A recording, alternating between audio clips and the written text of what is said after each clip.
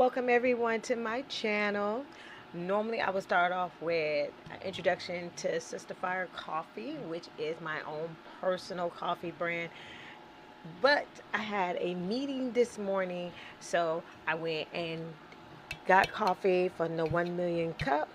And it's for entrepreneurs, so it's a really good organization. They're a nonprofit organization. They really do help. They get all the entrepreneurs together in one spot. So check them out. You can go online and check them out. It's 1 million cup, and it's really nice. It's you have a business, and you really at a point where you're trying to figure out how things are going, or you really just trying to get started. It's a place to be because there's a lot of entrepreneurs, including myself, that go out there and we talk about our business and you can ask questions. If you need help, we're going to help you. So I went there, I got my coffee, but I wanted to start this off a little different than normally. So I'm gonna try to make this like it's gonna go into parts, and I'm gonna try to make this like an hour long. I'm gonna try. It may be a little bit shorter, but I noticed that there's a lot when it comes down to business. And if you're an entrepreneur or you're trying to be an entrepreneur, maybe you're just thinking about it, or you've been one for a while, and you got to the point where you're at that breaking point, like that right in the middle. This is going to be a little bit different than what you normally see on YouTube, on Facebook, Instagram, TikTok, all of the social media platforms, because I wanted to do something different than what everyone's normally used to. And it's really to help those in the beginning stages, but also I'm not forgetting those that's in the middle of the stages, because we all go through it. So this is going to be a little bit different. Now, I'm not here to sell you anything. I'm not here to sit here and be like, oh, we're going to make this amount of money. I'm not going to do that, because I'll be lying to you and I'll be lying to myself. And so I'm not going to do that. But what I am going to tell you is that from this day forth, like everything we talk about when it comes down to business, when it comes down to self-care, self-love, motivation, everything, it's going to be straightforward, blunt, honesty, truth, everything. Like I've either already been through it or I'm currently going through it, but I'm not going to tell you nothing that I haven't already been through or currently going through. And when I say currently, meaning I'm going through it like as of this moment. And I probably have already researched it, and I'm still kind of confused. So I'm still getting a lot of information.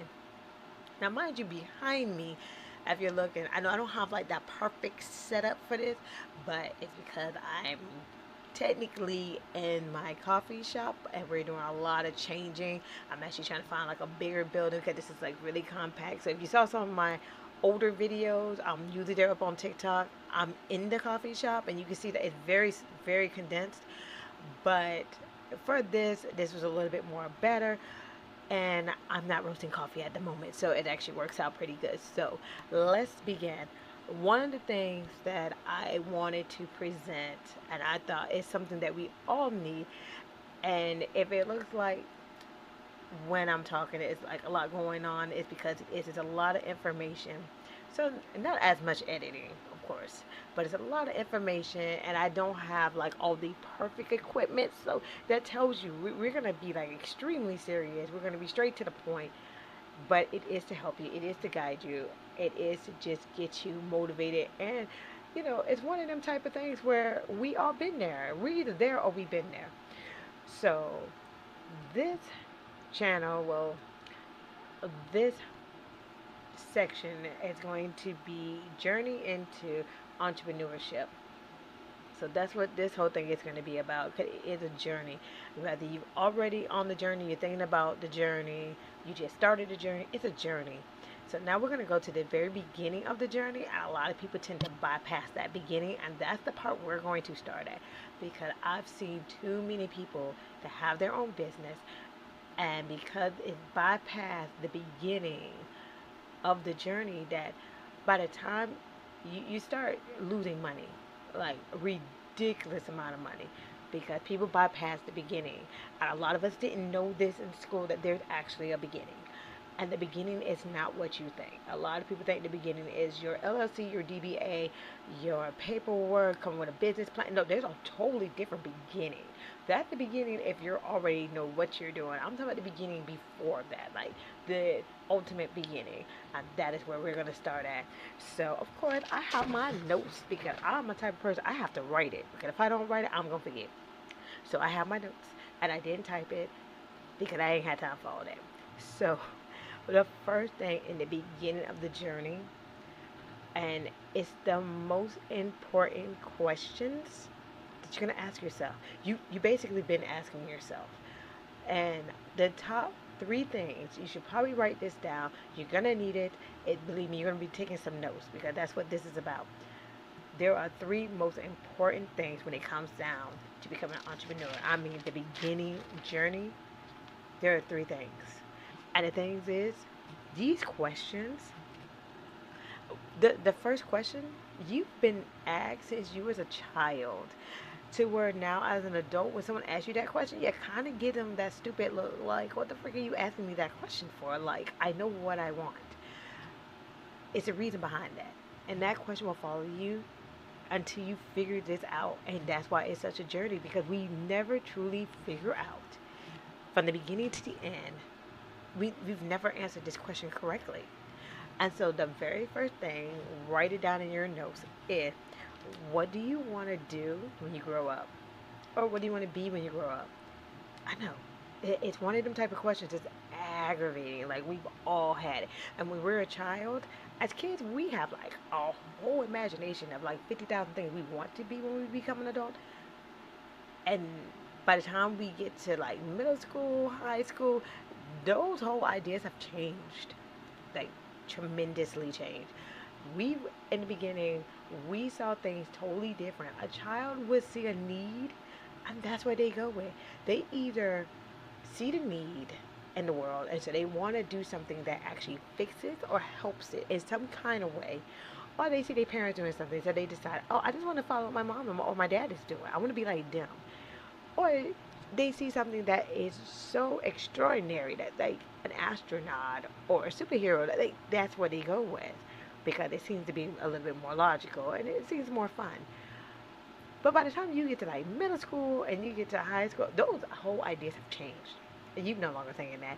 You might still be thinking about you want to do what your parents are doing, but everything else has changed. Like, you, as a kid, you probably said you wanted to be a teacher because you had that one fun teacher. But by the time you got to middle school and high school, you realize you don't like kids because you barely like the people who you're hanging with. And so you're just like, yeah, no, I'm not going to deal with this. I'm not dealing with these people. I don't even like them. I barely like myself. So I'm not dealing with them. And so you don't want to be a teacher. Now you want to probably be a lawyer or a judge, because now you just want to throw people in jail, by all means. But things change. One thing for sure, none of us has ever sat there thinking we wanted to go and pick up trash. None of us said we wanted to work at McDonald's. No offense to those. Like, seriously, but as a child, once you got to high school, you ain't think like that. McDonald's and all them other jobs became side jobs when your parents said you need to get out and go to work. That's what they became. Nobody said you wanted to be management. Nobody said you wanted to flip burgers and do all that. That became a side job. At the time, your parents said you needed to work, and you had to find work to help pay some bills or to buy your school clothes. So let's think about that. But then when you become an adult, you have either settled with the job that you have and you still don't like it, or you're trying to find another job that kind of fits into what you're trying to do. Mind you, by the time you got to college, you're still asking the same question. They asking you the same exact question. It's the first question they ask you when you get to college. It's, what do you want to be? Yeah, it's a lot of different things. And the way the world is going, it's so many things. So the first thing you start with, getting your AA, getting all the general basic education out the way, and then you, hopefully by the time the 2 years are up, you have figured out what you wanted to be, or at least try to do, and you still didn't, because what you said you wanted to do, and by the time you graduated, was not the same. There are so many people with degrees in IT or in journalism or becoming an attorney, and yet that's not what they're doing. Like, there are people with bachelors, and they're literally working for some fast food and became a management or became the GM or something, but it's not in the field in which they went to college for. And that says a lot. And business is the same way. The same things you said you wanted to do with your business, it's not going to be the same thing by the time you started.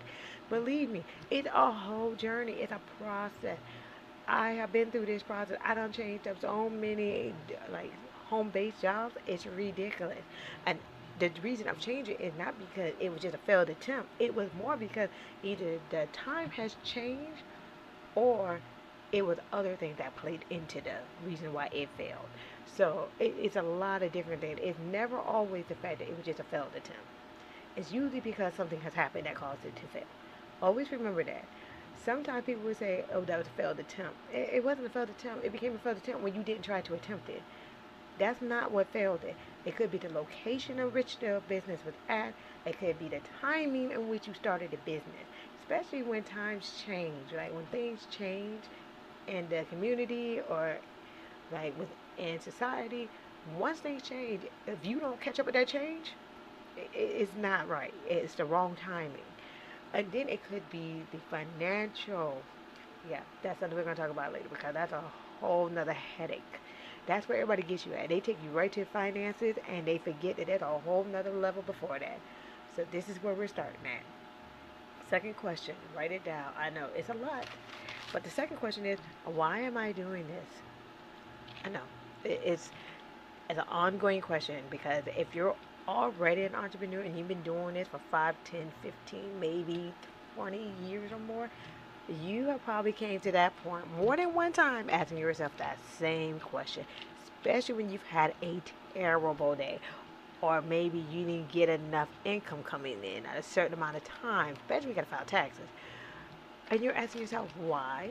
Why am I doing this? Things start to look a little different at certain points of your life. That question pops up in the very beginning, but that question will pop out through the entire journey of being an entrepreneur. Why? Because that's a very legit and honest question, and it is one that makes you think. So now you're frustrated with that question because that's where your mission statement, your vision, all of that plays into that one question, and that question tears you. Because in the beginning, the reason why you were doing it because it's probably something you loved and enjoyed. Now, by the time you started and by the time you went through the process, that whole vision just became your worst nightmare. So now you got to re-ask yourself, why am I doing this? Is it even worth it? Like, can I go find something else to do? Can I change it up? Should I add? Should I subtract? Like, what do I'm doing? And then you go and try to Google everything. And not all the time that works either. See, sometimes we do have to go and actually read. But ask yourself, why? Why am I doing this? Is it because I want to help people? Is it because I want to see a difference? Is it because I want to build my finances? Is it because it's something that I enjoy? But honestly, whatever you write down in the beginning, make sure that you understand that by the time you start, that whole idea is going to change. Because what you thought was fun and exciting in the beginning will always be fun and exciting in the middle. Understand that. Like, for example, I did computers. That's what I went to school for. And I did computers because of the fact that at the time I started school, we had FCAT. And I happened to fail the FCAT more than once, but I was able to pass one half of it and fail the other half. And I had to go back to take the other half to be able to get my high school diploma. That says a lot. But you had a choice of getting high school diploma or GED. I did get my high school diploma, but by the time I got it, I had already started college. And I had started it in IT because you didn't need the high school diploma then. Well, of course, that's like way back then. I'm 38, so that says a lot when it comes down to how times have completely changed with all that. So when I started IT, you only had to take the test to get your A plus certification. That's what they were looking for. There were some that went in for bachelor's and master's, but it wasn't something you actually needed. It was just there if you wanted it. Because computers were still in the process of like gaining what they have now. They weren't fully advanced, so you didn't need all that. And when I started, I took computers and I learned how to do the networking side. I learned how to build the computer. I learned how to take it apart. I can do the hardware, software, networking. I can do telecommunications, but very little because I didn't stay in there that long. I can do all the wiring, like all different stuff. So there's a lot of stuff that I had to do. Now, with that being said, it was fun in the beginning, but the only fun part for me was the fact I was going to college to do something. Because what I wanted at the time, I didn't have the paperwork to say I could do it. This was my high school diploma. Because I wanted to be a veterinarian and then go up to a zoologist. That was my goal. That was my plan. But by the time I got to the college, only thing I could take was IT. And I didn't want to take nursing. So I took IT, I started it, and then I didn't like it. And I wanted out. But couldn't quite leave like I wanted to. And so I do regret that. I do regret that. After that first year, I should have switched it once I got my high school diploma. Instead, I tried to stick it out and see if that would be something I like. I did not. And I wasted like 4 years going through ins and outs with the college, constantly changing their program codes, constantly changing teachers, constantly changing lineup to the point where I was not even frustrated with the school. I'm frustrated with the program. I'm frustrated with everything. I want out. So by the time I got out and finally was able to do my own thing, I did work for the college in the IT department and I did have fun because I got to be more hands on. So that was the more funner part of it. But when I got to do my own thing and became my own boss, I did not understand the process of having your own business because it was more like a word of mouth. I was able to go out there and I was able to fix computers and people got to see my work. But then at the same time, it was a downfall. And the downfall wasn't because I didn't have paperwork. The downfall was because people looked at me like, how do you know this? Because at that time, not being funny, being bluntly honest, computers was a man's world. Every class I ever took was nothing but guys, and I was the only female. So having a female saying that she could actually do this type of work, that was something else. That was a whole different ball game right then and there. So I had like a lot of stuff going against me, and it didn't work.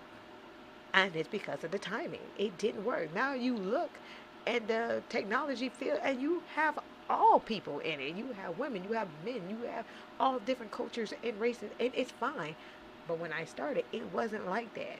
So my timing was bad. And that is why I'm saying when it comes down to it, it's not always a failed attempt. It's sometimes it is the timing. And sometimes you don't like something you think is fun. By the time you finally get into it, you're not gonna think it's fun anymore. So you got to make sure you understand that. That's like two different things. Be sure you keep that in your notes so that you can always reference that. The third thing you need to be aware of, and I mean like fully aware of, is this something that you would like to do for the rest of your life? Mind you, when I say rest of your life, I don't mean that it's going to be until you die. You probably retire from it. What I mean is this. When I was in school, one of the things that my teacher used to always ask, and then I know a lot of students get asked this question, when you got a job, is it something that you could do within 5 years? Is it something you would want to do in 10 years? How about 20 years? And then it was something, do you want to retire doing this? At first, we didn't know what the heck the teacher was asking us. Because a simple job, which would be something that we wanted to go into, it's like, yeah, I can see myself doing this in 5, 10, 20, all the way into retirement. But then once you get on the field, that's a whole different subject. That's not the same anymore. So something that would be 5, 10, in the 5 years, you're already done with it. You're pushing yourself to the 10. You're hoping that there's a change and you start to love it again. Then by the time you get 20, now you're just bored with it. And there's so many entrepreneurs that don't survive between the 5 and the 10. I'm just gonna put that out there. So many that's not. So many that is at the 5 and they're about to say, forget this. And there's some at the 10 and they're like, someone else have this. And then for those who can pass it and get to the 20, they're just like, I think it's time for me to sit down. I think I can just pass this on. I'm going to stay in the back office. I'm going to have my employees just run everything. And it's done. And then that last question, if you have kids like I do I want my kids to take over? And in a lot of places, a lot of cases, it's like you build a business, but when you look at your kids, you're like, I don't know if I want you to continue the legacy. Because that's basically what you're doing. You're having them continue your legacy that you started. And so now that's the question. Is this something you want to do for the rest of your life? And if it is this something that you want to pass down to your children? Now, for me, now I have my own coffee brand. My kids would not take over that business. I can tell you that right now. Sales is one thing, but having them go in and roast it, I can tell you now. Now, one of them stands next to me when I'm roasting. They would drink my coffee all day. But the process of roasting, absolutely not. My oldest, as much as she does is grind. She will grind the beans, and that is about as far as I got with her. And it's okay because her love and passion is in crafting. My love and passion is not crafting. Well, it's crafting, but not her crafting. Her crafting is like sewing and knitting and stuff like that. I can't sew and I can't knit, so it's okay. But I can craft some drinks. Now, I can craft you any type of drink that you want. It may not be like upscale like some people, but then I've never been that type of person. I will put something together, and I can tell you I can let it flow. But that is about as far as my crafting skills go, and I am okay with that. My son is a gamer. I am a gamer. But my son can do computer games better than me because I suck at them. And it's okay. Just give me my console and I'm perfectly happy. I'll go sit in the corner and play on my PS4 and PS5 all day. My son, on the other hand, will sit at a computer all day. I can't do that unless I'm researching. So we have our differences, and it's okay. I've been working with him to teach him how to run his little software because I still know computers. So I'm giving him the computer side of it. Where with my daughter, I have to give her the sales side of it. My little one, okay, so my little one's a little bit different. She just wherever she fits, and it's okay. I'll take that. She's 6. She ain't there yet. But the other two, they have an idea what's going on. So they have a little bit more difference. And so I know for my business, I wouldn't pass it to them. Now they will probably take the outer side of it, the sales part of it. They'll probably, if I had someone that came in and roasted the coffee and packaged it, okay, they would know how to sell it. They would know what to do. They would know if it's right or wrong that roasting process. But to say for them to go and do it, that is absolutely not.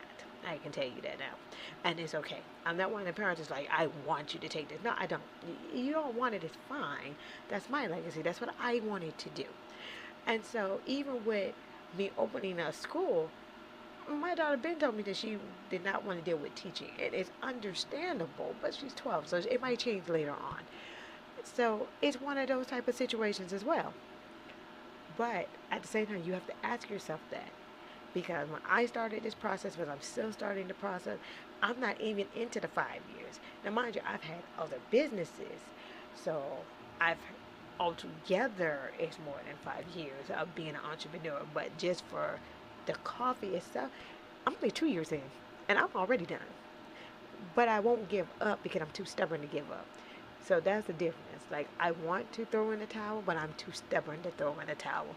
So that's why we're having this talk because it happens all the time. And where it happens at is because everyone bypasses the beginning. And so when you start saying, I want to have my business, I want to do this, I want to do that, no one tells you that it's going to be a struggle. No one tells you that you're going to get mad and you're going to scream and you're going to say, forget this mess. And you're going to waste all this money and then it's going to be like a nightmare. No one told you that. They tell you, oh, that's a good idea, or oh, that's a bad idea, or you can make 10K and 50K, and you can do this, and you need to do global training, and okay, forget all that, because you ain't never gonna get there yet. I'm gonna tell you that now. That is not an overnight thing, and I don't know why people make you think that, but it is not an overnight thing. That is a process. You gotta first get through the aggravation, the nightmare, the cries, and everything else. Get through the bankruptcy process because you got to go through a whole different type of process later on, and that is why we're doing this. See, I'm trying to help you because some of y'all already bypassed that beginning process, and some of y'all know that beginning process wasn't easy. And now you got it back again because history repeats itself. So now you're in the middle process and you're just like, I'm about to be done. And I'm trying to tell you, do not give up. One thing you have to realize. Now, mind you, those are the top 3 questions. What do I want to be when I grow up? Is like, why am I doing this? And is this something I want to continue for the rest of my life? Main 3 questions, ask yourself. If you're starting off, write those questions down and answer those questions. Make sure that this is something that you really, really, really, really, really want to do. Whatever it is. I would suggest that you write like a couple of things that you think you might want to do and then start Xing them off. You might want to X them off. Be aware of your mindset. And that is where we're getting to in this journey. It's your mindset. Your mind, you are your own worst enemy. Understand that. You are your own worst enemy. You will sit there and tell yourself that you ain't nothing. Okay, basically. I'm gonna try to make this as clean as possible. Cause y'all know, your mind says like 1,000 different things that are all negative. It has a negative mindset. Half of us don't even have positivity going through our head. And what makes it worse is that we're already negative, and then we get outside people that are negative with us, and it doesn't make it any better because we tend to find negativity and it's like limited positivity. And that is where we find our problem. We have to start thinking positive. But since we have that negative mindset in the very beginning, it messes up everything else that we're trying to do. So you have to understand your mindset is a big thing in this journey because whatever you tell yourself, and it's going to be probably negative, the negativity, understand this, please write this down. If you have a negative mindset, then you've already failed in building the foundation that you need for your business. A lot of the times when I'm talking, I'm going to specifically talk about foundation because that is the main thing. Whether you want to be biblical or whether you don't, foundation is like the main important thing in all of our lives. Our parents build a foundation for us to walk on, however you want to present that. But we build a foundation for our children. How our children take that from where we started and how they finish is a different subject. We just built the pave. We paved the way for them. That's all we did. We tried to teach them the right and wrong, the left and right, and how to get from A to B and hopefully C. They have to figure it out the rest of the way. So when it comes to business, that's the same way. You have to build the foundation. How do you build a foundation? You got to be positive. Because as long as you're negative, you're not going to build a solid foundation. You're going to find fault in everything you do. Example, I know a lot of people. My husband, for one, I have a friend. They're both artists. My friend is more of an artist. My husband's in the animation. They're, they're the same. I have another friend that's in like AutoCAD. So, with all three of them, mindset, same way. At some point, because they have the negative mindset, they will like literally freak out. They freak out. It's out of love, but they freak out. And they freak out because their mind tells them they can't do it. It's ugly. It doesn't look right. And they will go through so much stuff because they can't get it right. And it's not that it's wrong. It's because their mind keeps telling them it's wrong. I've done it. I'm a writer. I've had problems with that. I can see a sentence, I can see a paragraph, and I swear that paragraph is wrong. It's wrong in all kinds of ways. Every bit of the paragraph is wrong. The story isn't flowing right, and it's just a paragraph, and I've ripped that paper up like 1,000 times over and over and over again. We've all done it. Artists have it the worst. I think art, anything in the form of art, it's bad. Because we will look at something and we would say it's wrong before we even started. It could be just a basic, it could be a white sheet of paper and we've already said it's wrong. So we have that negative mindset automatically, and that's what we got to get out of. We have to get out of that negative mindset.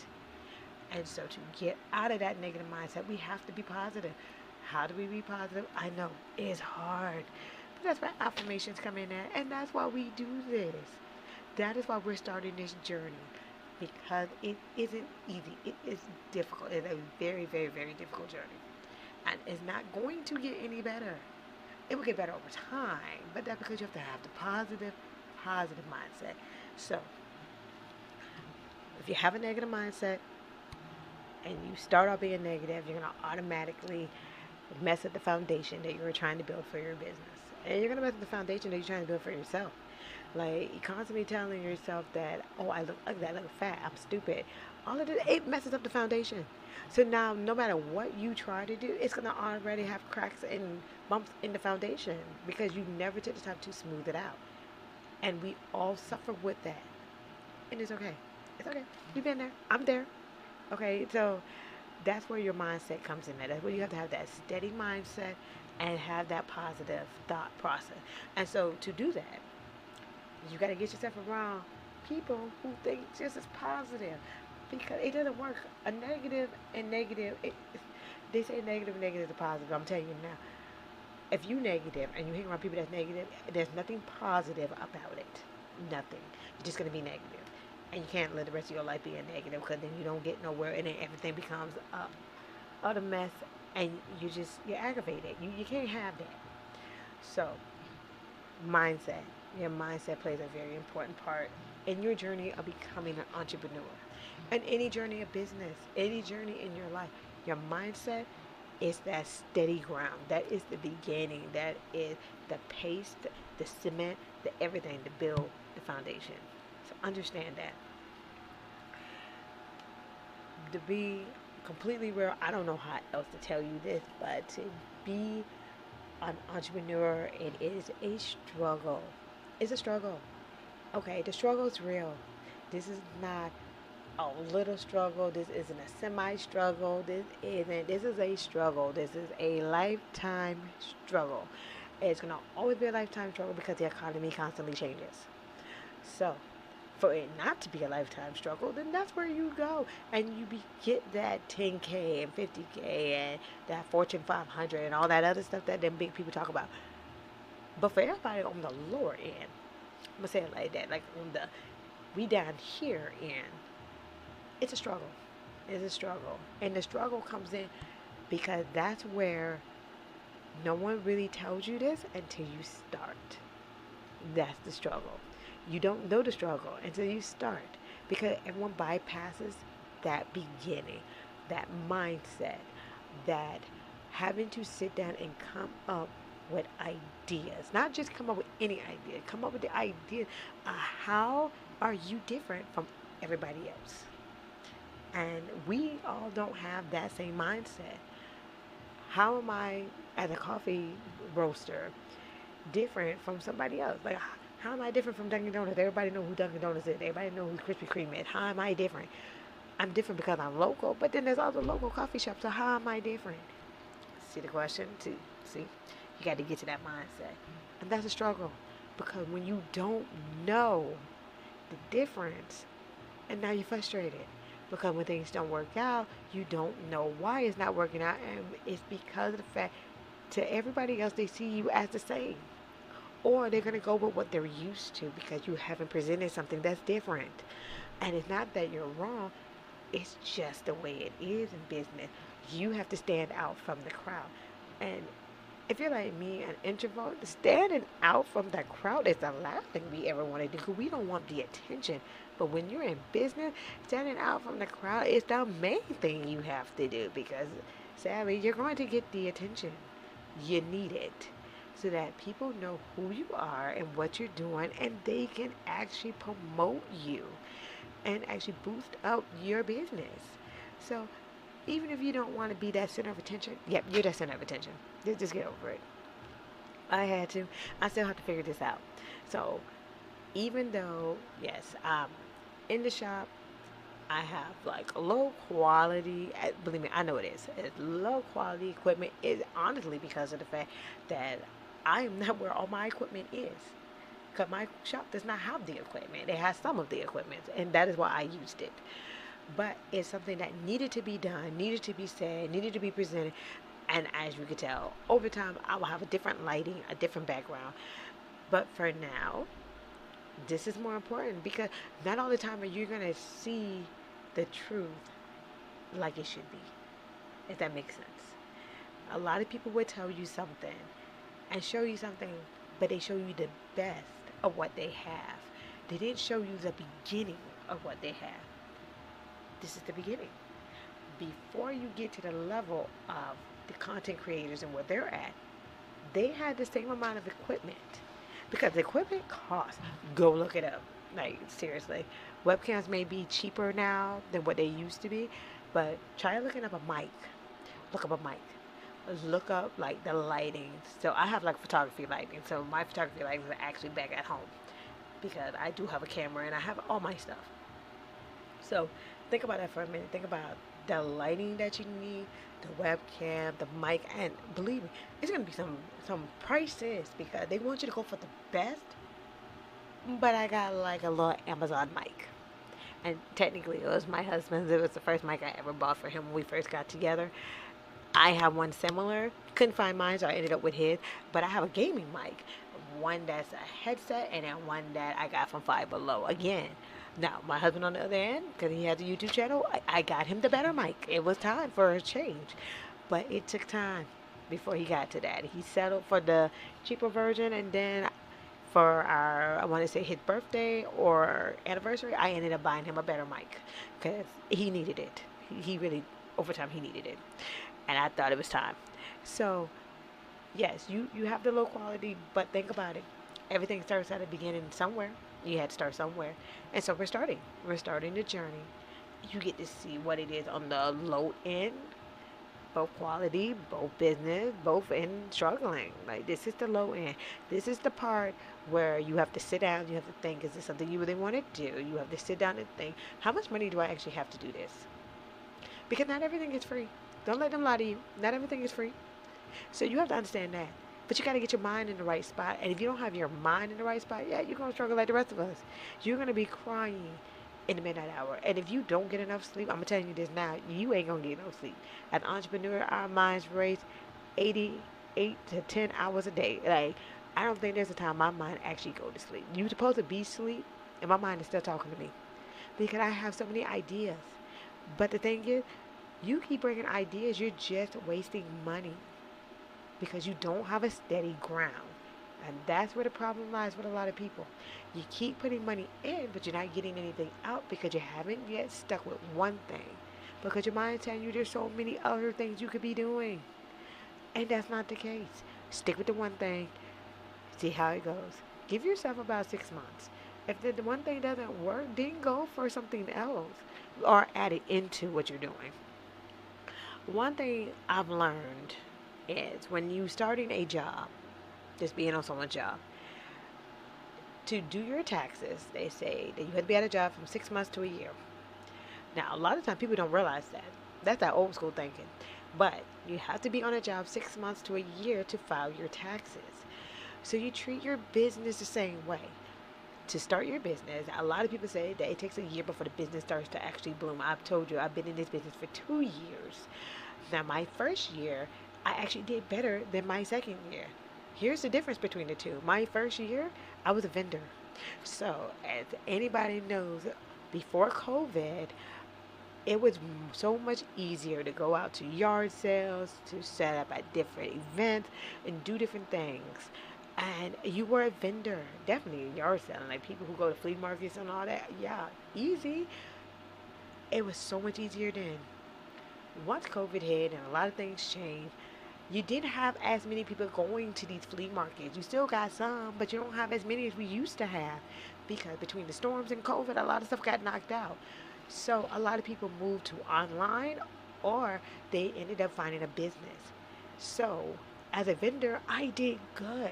I was able to move around. I was able to get the clientele that I was looking for. People realized who I was. They were expecting me to be there. They enjoyed the coffee. They enjoyed just the communication. They enjoyed the fact that I had added some extra stuff because I did more than just coffee. Like I actually make smoothies. I make teas. Like I have different things that I actually do. So I was bringing more stuff to it. And while I was out there were other entrepreneurs that were actually helping me to say, hey, you need to do this. And I had this one old elderly lady. When she first met me, she was mean as ever to me. Like she was mean to me. But over time, she became like my best friend. And she taught me what it was to like change up recipes. Because she was old. And like she drank tea. She actually was the one that got me into making tea because she was like, not everybody drinks coffee. There's people who drink teas. You need to think about them. Okay, I didn't think about them. And so I did. And I tried to think about her. And because she could have a lot of stuff, I had people that come to my table that couldn't have all that stuff because they had either diabetes or they had kidney failure, stuff like that. And it reminded me of my mother because she has diabetes and she has kidney failure. So it was one of those like, okay, but there's people who have conditions. So let me see, can I make something that kind of fits everybody? It's healthy and it doesn't harm somebody who does have certain conditions. And I was able to do that better with the teas than I could with the coffees. Now with my decaf coffee, I was able to do that just fine. But with the rest of the drink, I couldn't. So I had to kind of maneuver some stuff. And it worked because she was my sampler. She came in, she would sample it, she would tell me if it's good or bad, and she would tell me how to make it better. And it worked. It really did. And then I had a guy that sat up next to me, and him and my husband would always talk, and he would be like, hey, during this time, this is where you get people drinking coffee, hot coffee. And then during this time, you're going to get people who are going to want more iced coffee. So you need to bring ice and hot together because you're going to have a mixture at a certain point. And he was right. And so I brought them both together, like he said, and it worked. Because as a vendor, you can move around, you can talk to other people. But when you're in a business, when you get a building, you don't have that moving opportunity. You can't get out there and talk. You're hoping customers come in. Your mindset now tells you, I need to bring people in. I need people to accept it. I need people to like this and to acknowledge me. And then it's like, you don't get that chance to really get out there and actually talk to other entrepreneurs as much because you're so into the business now. So, my first year, perfect. I did good. But then I decided I wanted a business. Second year. And with that business, oh, that's where the struggle and the giving up came to a whole nother level. When I tell you, I did not realize that what everybody was trying to say, they didn't teach this mess in school. You don't know the heartache and pain and suffering that it is to having a building. That was a whole nother, like a whole nother thing for me. I was not ready for at any given point. Like I thought I was ready.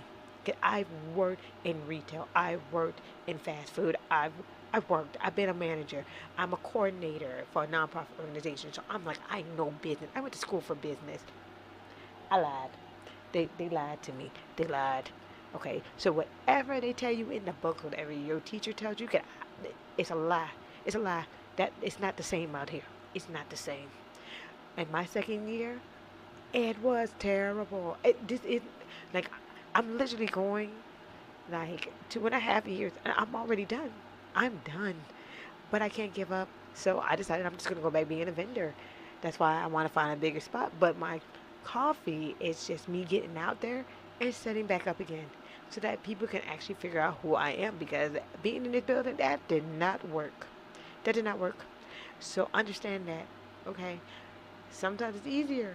It's a lot easier being a vendor than it is getting a building. I'm trying to tell you.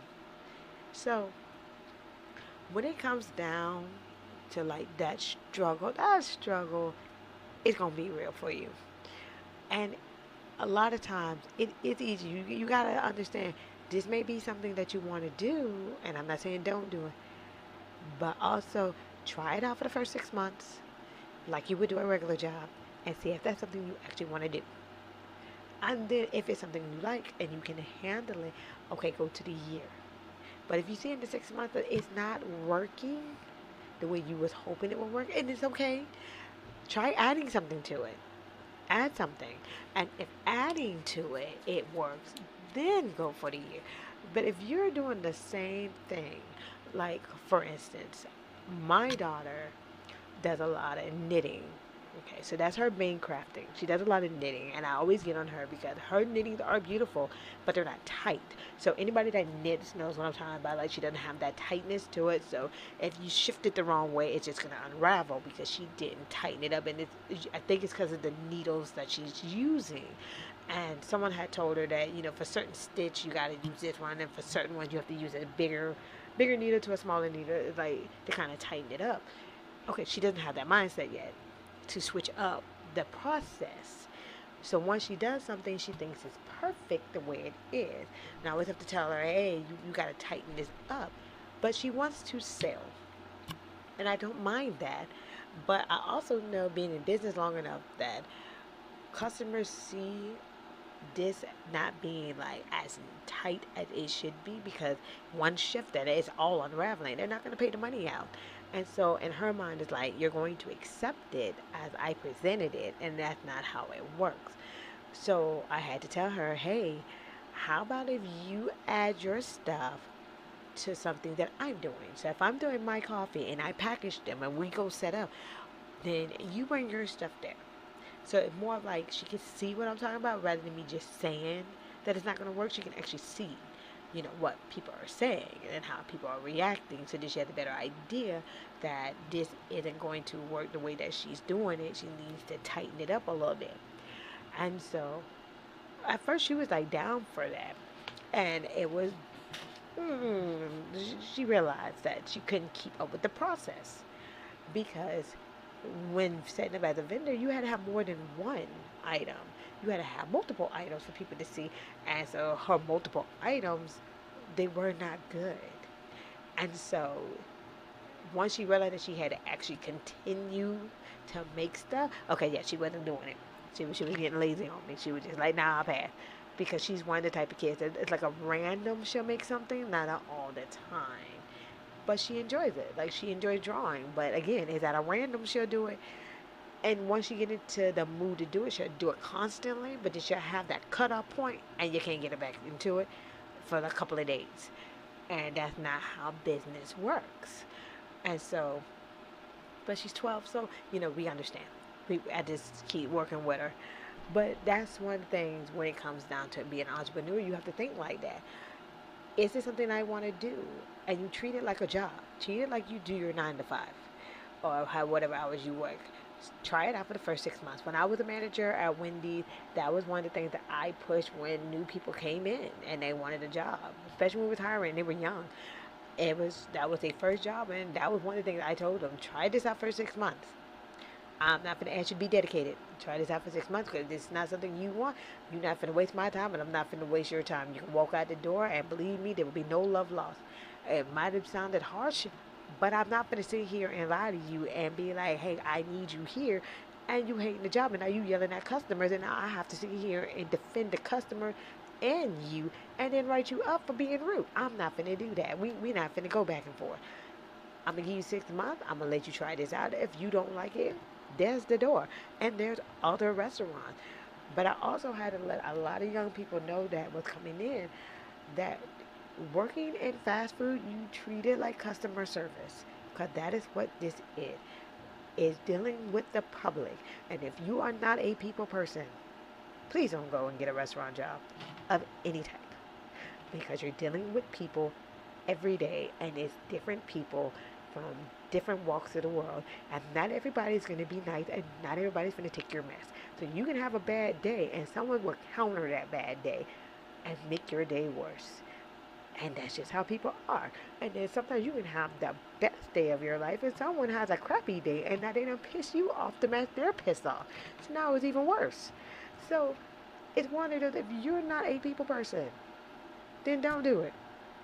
Because like a lot of us know, when you go into the field of fast food or any type of food industry, when you go into retail, you're gonna have somebody come talk to you. Someone's gonna come and approach you. And even if you want to be in the back and not be bothered, you're going to get trained up in the front, because that's just how businesses are. They train you everywhere, so when someone doesn't show up, you have the idea and the ability to be able to take their spot. So if you're not a people person on any level, on any level, like someone can look at you the wrong way, you're about to snap, then don't go into that field, because it's going to happen. That it literally happens. Treat your business the same way. If you are an entrepreneur and your business deals with sales, and that means you actually have to talk to people, which you're going to talk to people, and you're not a people person, please don't do sales. Go find something else.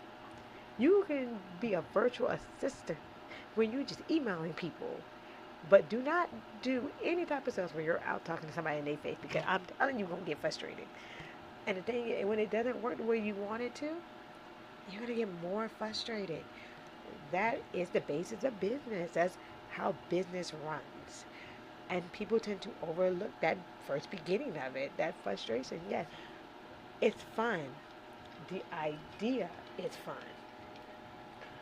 The downside to the fun is hard work. And to get your mindset to say that I can do this, I can achieve this goal, and I can be the best at it, that's a struggle by itself. That's a whole different thing. So understand, There are a lot of YouTube content creators. You can search all of them that deals with business, and they're all going to tell you the same thing. They're going to say, "Hey, I can show you how I made this amount of money if you buy my product." It's all about a selling thing. I, on the other hand, I ain't got time to be doing all this selling stuff. So I can say this: if you like the content, please like and subscribe. And don't worry, this is just the first. We're still going to continue on this mindset. So there's going to be a lot more. So just follow. We're going to start from the beginning and we're going to continue. And you're going to finally get to the point to where you can run a business and make the money that you're looking for. Because everyone's on different levels of success. So join me next time. Be looking.